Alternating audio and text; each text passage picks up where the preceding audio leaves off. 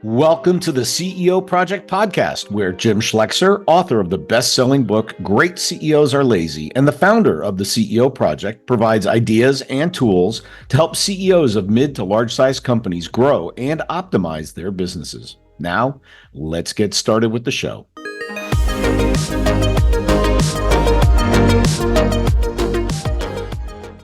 Welcome, everybody, to another CEO Project podcast. My name is Jim Schleckser. I am your host and the founder of the CEO Project. Well, today we have kind of a home and away. A few weeks ago, I did a podcast with Dino Cattaneo, and we had a great conversation going. And we said, boy, why don't we continue that on, Jim, your podcast? So Dino spent over 30 years partnering with business leaders across different industries in companies ranging from startups to Fortune 50 companies. After being a banker, boo, a strategic consultant, yay, digital marketer, a C-suite executive at a private equity bank company, Dino started his own executive coaching and advisory practice. His podcast reconnects with his early passion. Before embarking in his business career, he was a journalist covering American business news for Italy's largest news agency, and wrote feature stories on successful small businesses for Italy's largest entrepreneur magazine. Buonasera. Buonasera a te, or buongiorno, given the time. Buongiorno, yeah, it should be not the evening. Yeah, you're right. Sorry. Welcome. In Italy, it's the evening, so you know. Yes. But like, no, it's like 3 hours till dinner time, though. Welcome, Dino. Glad to have you. It's great to talk to you again. I was thinking, when I re-listened to our conversation to clean it up, to post it, I'm like, oh boy, this guy has set the bar pretty high for when I join his podcast. So I'm excited to be here, and I'll try to do my best to match. Nothing less than brilliance, I'm sure. It's going to be good. Well, tell me just a little bit about your coaching and advisory work that you do, if you don't mind, just so we can get a frame of the work you do and the kind of people you're doing it with as we lead into the conversation. Yeah. So my coaching and advisory is really an extension of my whole career, and like trying to find a way to put my business expertise to service of people. And I start from one principle, which is, as I look back at my career, the places when I was wildly successful, I was very engaged. I loved the work that I was doing, and I was really driven by the goals and the mission and the people that I was working with. Conversely, there's a couple of places where maybe I didn't do as well, and I apologize to the people who were involved. And I find that those were places where ultimately, for one reason or another, my values were not in alignment with that work. Mm-hmm. And so I didn't bring my whole self. And so at the core of my coaching practice, which is also the core of the podcast that you and I had, is the idea, it's called authentic leadership for everyday people. And it's the idea that if you go through a very deliberate process of identifying your values and are making decision in your professional world, whatever that is, sticking to your values, and especially in the hard decisions, over time, you will not only be happier, but you will be successful. And so I use a mix of, obviously, I'm work with executives. I work with a lot of like high potential people. Mm-hmm. I find myself often working with scientists or financial people who are really good at their specific functional skill set. And then they get into an environment where it's no longer about setting, hypothesis, experiment, data gives you an answer.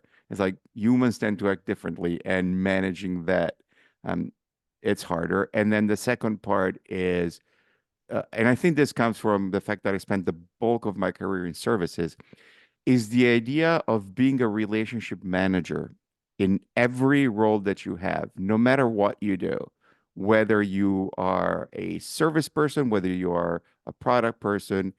And that stems from having been the account manager and strategist for an digital advertising agency for 12 years. I always found myself in between the client and all the different functional teams.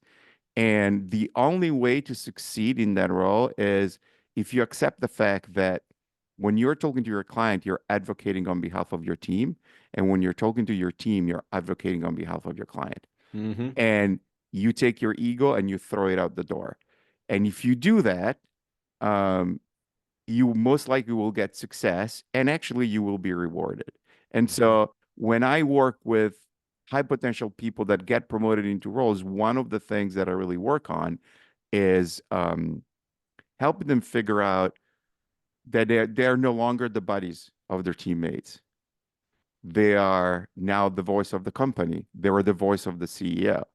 At the same time, they're also not the people who just blindly take whatever the CEO, or if you're the CEO, the board says and just push it down.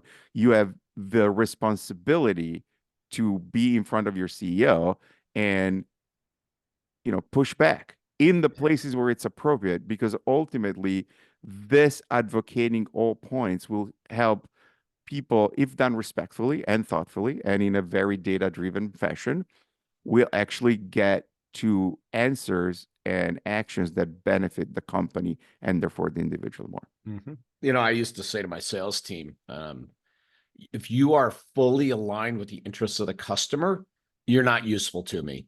If you're fully aligned with the interests of the company, you're also not useful to me. I need you. I really do need you in the middle to help mediate, moderate. So your point is, as you move into management, you're doing the same thing between the interests of the people executing the work and sort of the vision of maybe top leadership, and moderating, mitigating between those two entities to get the best answer. But I mean, at the end of the day, why shouldn't just the best idea stand? Why should there be ego, worry, delicate here? It just best idea wins, right?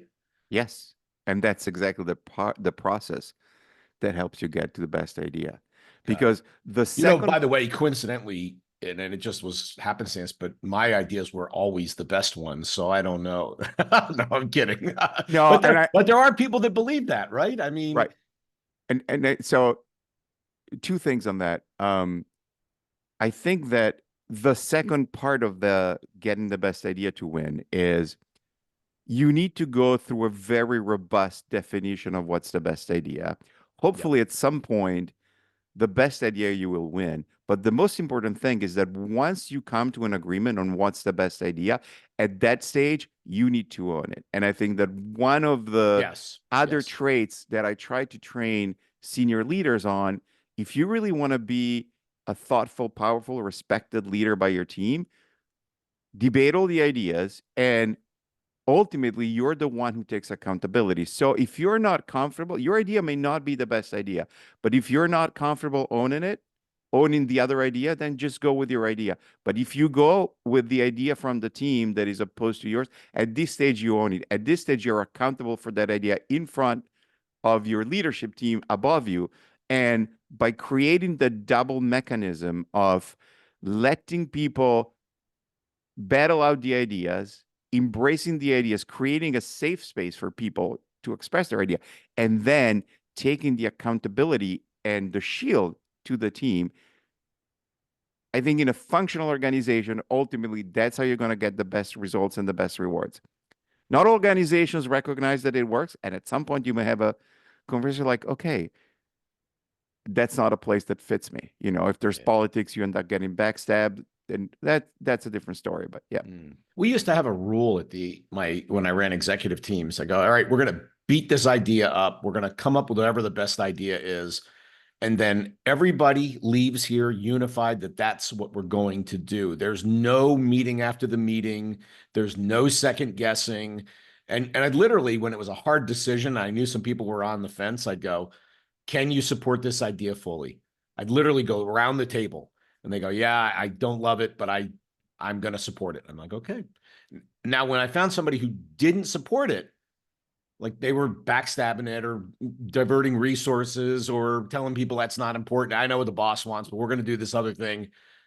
I'm honestly, there was kind of holy hell to pay because I was not a happy camper when that happened. I'm like, look, we discussed this. You're no longer playing by the rules.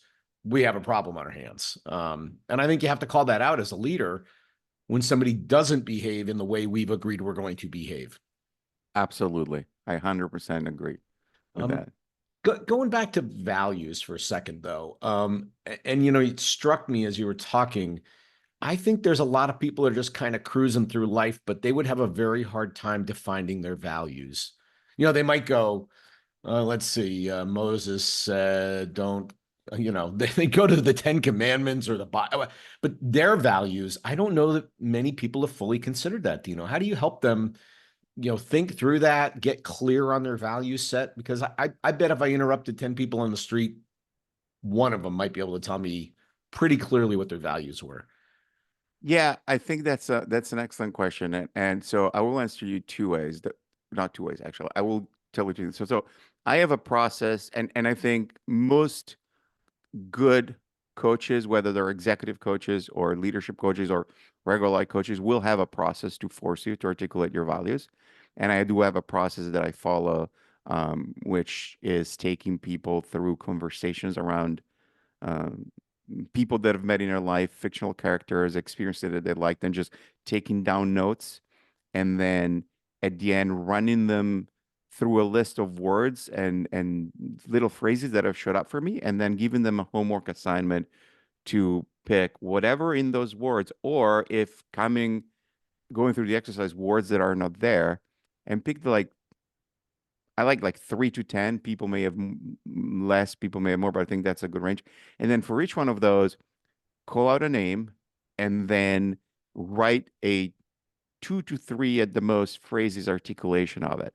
And I will give you an example. Yeah. So when I went through this exercise with my coach, I'll read you one of my values. So I have a value that is called curiosity and openness. And the way that I define that is approaching anything new as something that is worth investigating. Examine before you judge, and keep seeking new knowledge and help others be more curious and open.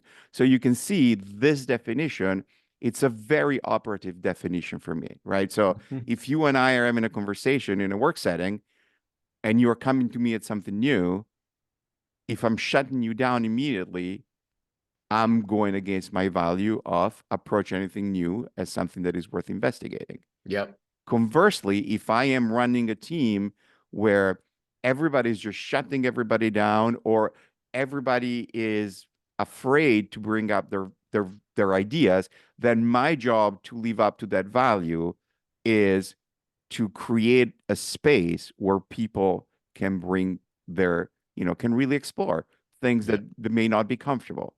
And so when, when I have a client who has gone through and has a list of those values, then the way that I bring them in my work with them is into a practical situation, and then ask them, well, you didn't like this. What value was not in sync here? Which one of your values is being hurt? Or, oh, it looks like there may be a conflict between some of these two values, right? Mm-hmm. Mm-hmm. Which one, what's this conflict? Which one are you going to go with?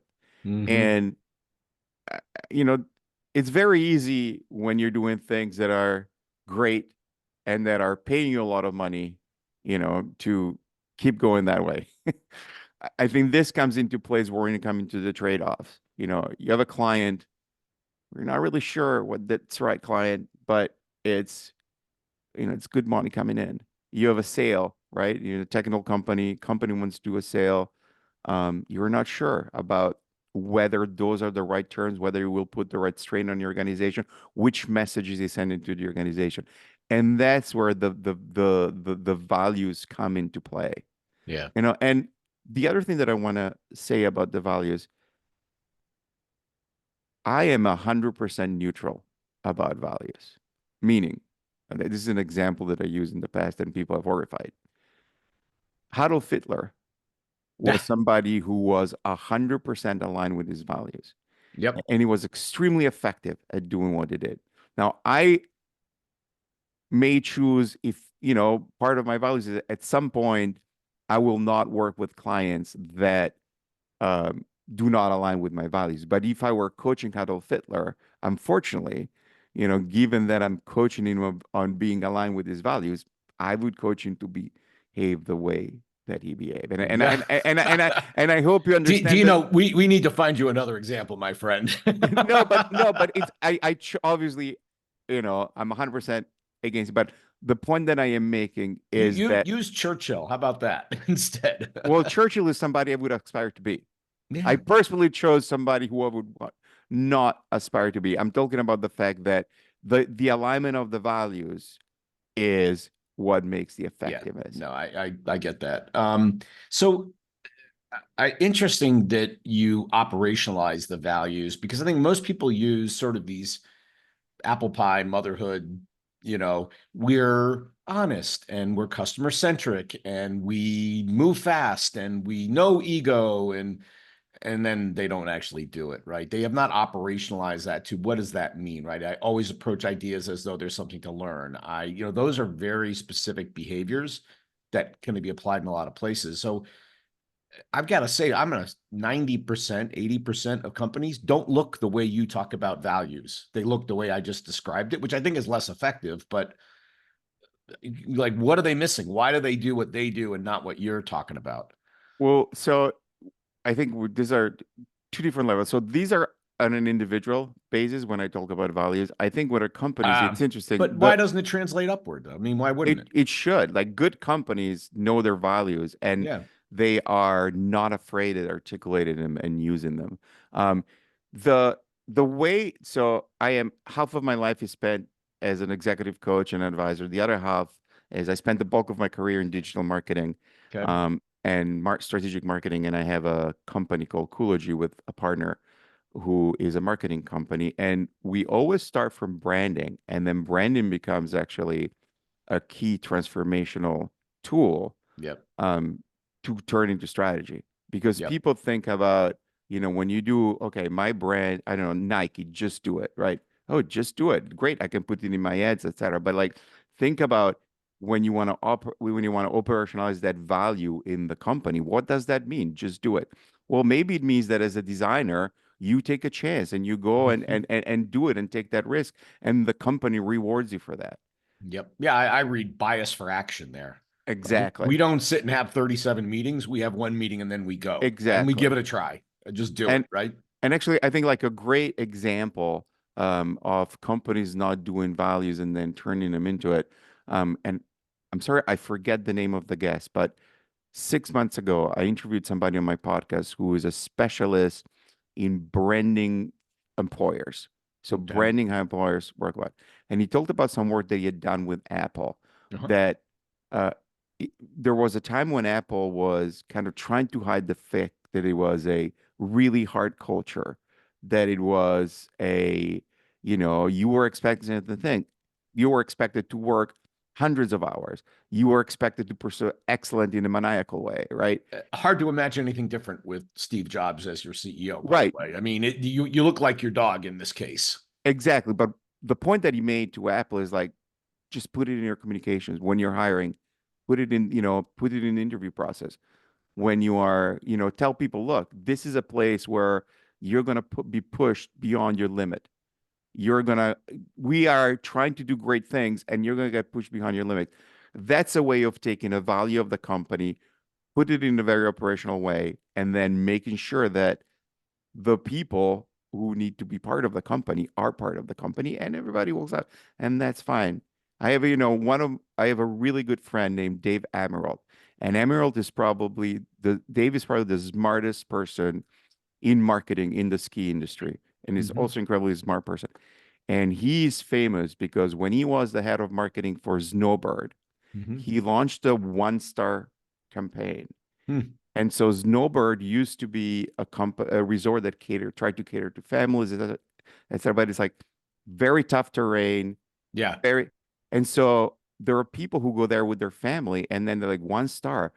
The terrain is too steep, 1 star, too much powder. And he took that and he ran this whole campaign where he took all the 1-star reviews that pointed out features who appealed to hardcore skiers Yeah. and build the campaign on that. And to me, that's a great example of embracing your values and not being afraid of the fact that the people are not lining up with your values, even though this is a business context. Yeah. And by messaging clearly, this is who we are, this is how we operate. And I Mhm. think that's, if you bring it just to the core principle, find out who you are, and build your business model, build your culture around who you are in a very explicit way. I think that if you go and look at all the companies that are successful, at some point, somebody has done something like that for the whole company. Yeah. We talk to CEOs about when they build their value proposition and their target clients is who are we going to say no to? Snowbird said no to families and average skiers, and you have to be okay with that. And I say that particularly, and I came from sales, but when you come from sales, everybody looks like a customer. So you're like, oh no, I don't want to say no to those people. They might come and spend money with me. Why would I do that? And you're like, because it's a better experience for the people that are your customers if you say no to the people that really aren't your or are casual. And I think in pursuit of revenue, we say yes to too many people and no to not enough people. Just tagging on to your idea there, but it's scary. The greatest story of that I Yeah. heard in my podcast, and I apologize No. again Go. for forget the name, but somebody built this software that was a software specifically for banks for doing some Mm-hmm. very sophisticated financial things. And he told his sales force that they were not allowed to take any client until they had signed the top 10 financial institutions in the country. And Hmm. when they signed, this is easy to do when you have zero clients. Yeah. When you sign like maybe bank two and five and seven, Yeah. banks 11 through everybody start hearing about it and they want to come to you. And he Mm-hmm. still said no to them. And once he had all the 10 banks signed up, all the 10 financial institutions that he identified as the 10 clients that he wanted signed up, he allowed people to start building other people and build an incredibly thriving and successful business. Wow. Boy, that is gutsy. But yeah, and I got to say, you can only do that in the private environment. Yes. You private equity owned or public, you cannot pull that trick off because your board will be in your face. Like, why are you saying no to customers who want to buy from you? We don't understand. I would say if you are a startup that's venture funded, Maybe then, it's maybe, different culture maybe. because there's less of a focus on cash flow than if you're a private equity investor. Uh, Private equity investors looking for a dividend to pay themselves, put some more leverage on it, and yeah. No, you I risk. think the beauty of a venture capital investor is sort of long-term greedy. Like we're okay with some short-term hickeys because the long-term play is worth it, and we're okay for that. And private equity Exactly. doesn't. We've got debt to cover. We need cash flow, right? It's a Yeah. different conversation. Um, you know, so when you advise somebody and they get clear on their values, how often do they find that they're in the wrong company? They go, yeah, now that I really understand my values and I look at the values of the firm I'm with right now, I can't change the firm. I'm not in a position to do that. And so my best answer is to exit stage right. How often do you run into that situation? So that's a fabulous question, and I've not really yet found one person. Wow. Okay. Um, It's surprising. I think the surprising part of that is that there's two sides of it. So when you're operating in an environment where your values are not in alignment, Yep. there's a lot of room to change the way that you're operating within the firm in alignment. Okay. And so the really successful clients are, for me, are people who find that actually they can be fully aligned with their values in the role that are at right now, and that by doing that, they're also creating value for the company and ultimately for the people that work with them and for that. Um, it's a question though that I'm not afraid to ask to people. Like very often, he's like, it has to be okay. So at what point do you need to start thinking that it's time to go? Yep. Yeah, and You know, I've been in situations where I was not aligned with the value of the leadership and I hung in there and as I older Jim looks back and goes, "Man, you should have gotten out of there way the heck earlier than you did because it wasn't healthy, it wasn't fulfilling, it I didn't do my best work, like all the bad things happened because I wasn't aligned." So, it's not a bad decision to exit. yeah. No, Um, It's interesting you talked about what Apple did because one of the what we think are some of the better people on the hiring side are is Smart, the father-son team, wrote Top Grading and wrote Who, and they've written subsequent books. But in Who, they talk about skill and will. And so when you're interviewing somebody, there's the skill, like what's on the resume.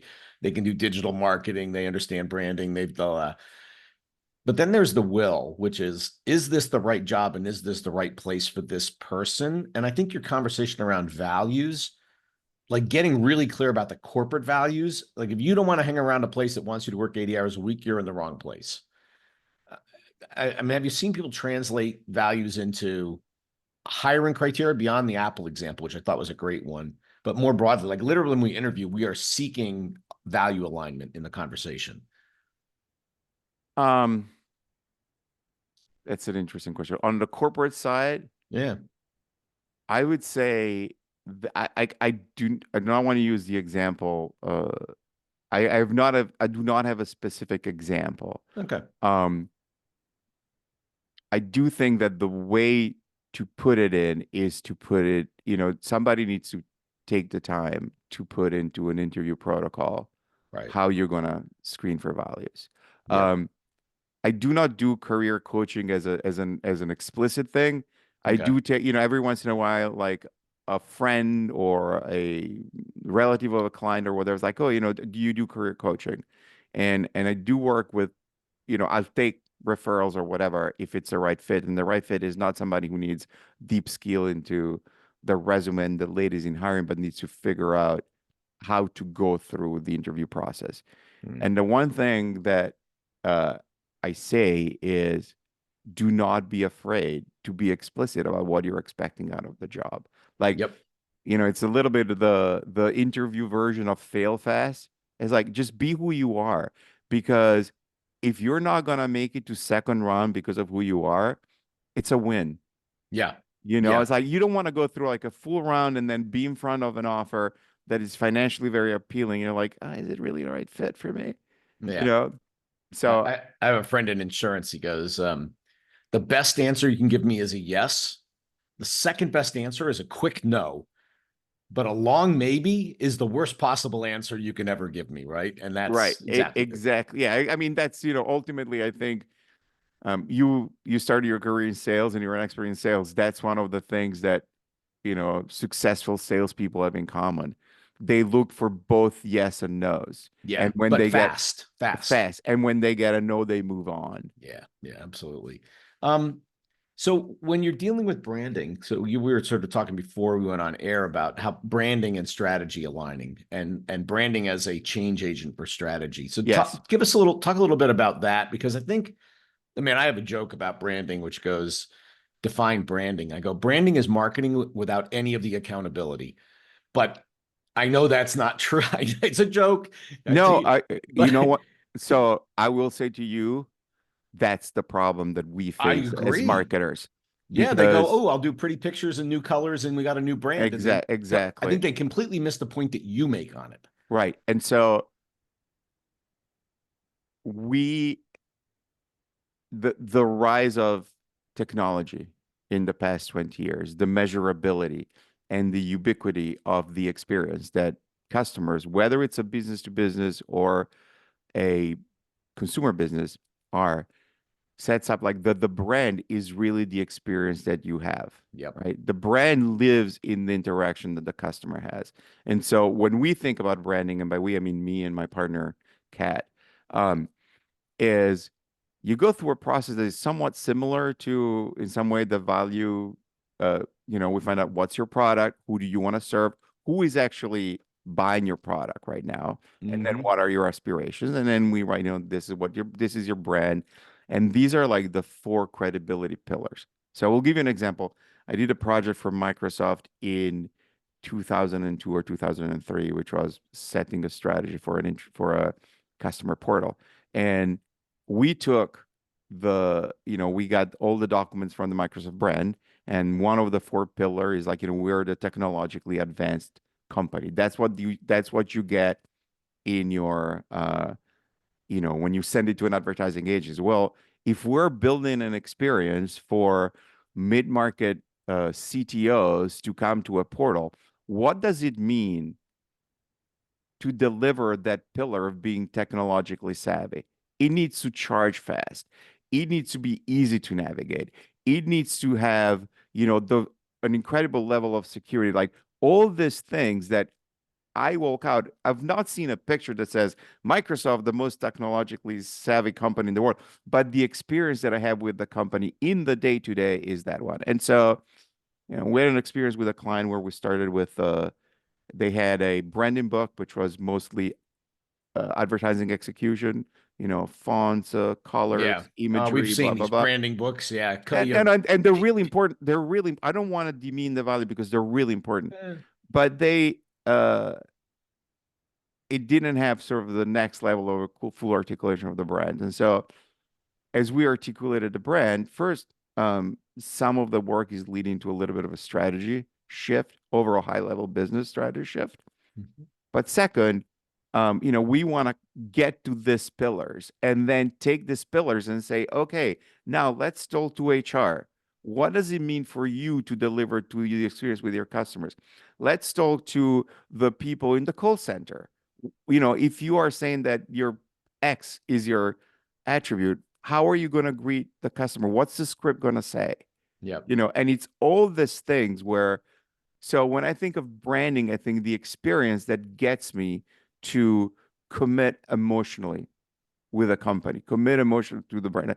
Being in a relationship with the brand means that on a logical bit, I'm like, oh, that product delivers what I need, but I feel good about myself. It makes me feel Yeah. better to be in that relationship. It's funny you go there because I actually did a paper that was published in Engage Management Review, is kind of a scholarly paper about the impact of a relationship on retention for software as a service companies.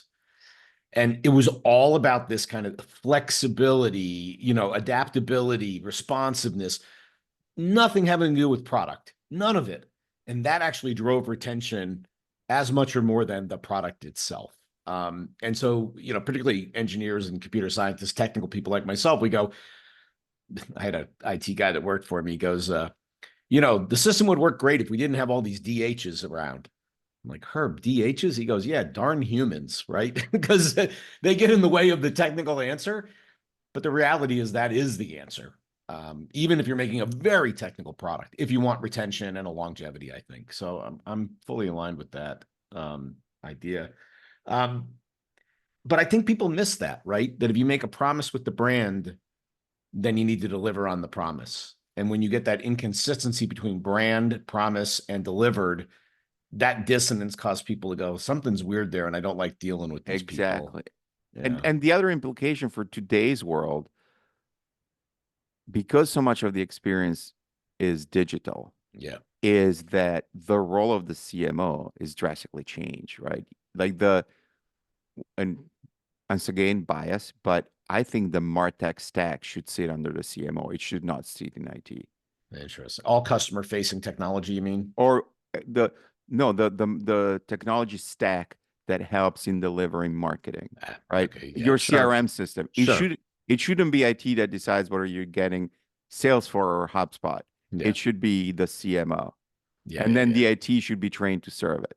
Yeah. Yeah. Um, you know, to a certain, depending on the company, all analytics should sit on the marketing. Now, this implies that you have a head of marketing who is capable of Right. translating all that into strategy and operational impact. Yeah. Yeah. Yeah. Yeah. Absolutely. Well, that's a different way of thinking. Um, you know, this was great. Jim, We we have to do this more often. people are going to talk if we do it more often, but I'm okay with that. Yeah, we'll do let's plan to do it again at some point next year. Another couple of episodes like this. And maybe we organize it and we do a true two-parter where we have a single conversation and we break it in two.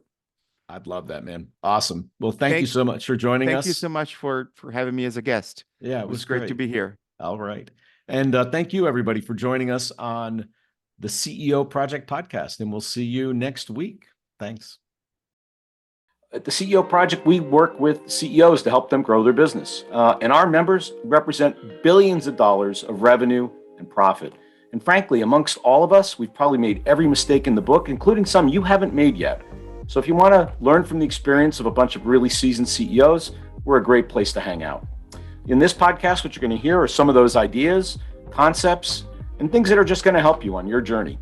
If you want to find out more, reach out to us at theceoproject.com, or you can contact me personally at jim@theceoproject.com. Thanks for listening to the CEO Project Podcast. We'll see you next time. Be sure to subscribe to get all the future episodes and check out our website, www.theceoproject.com.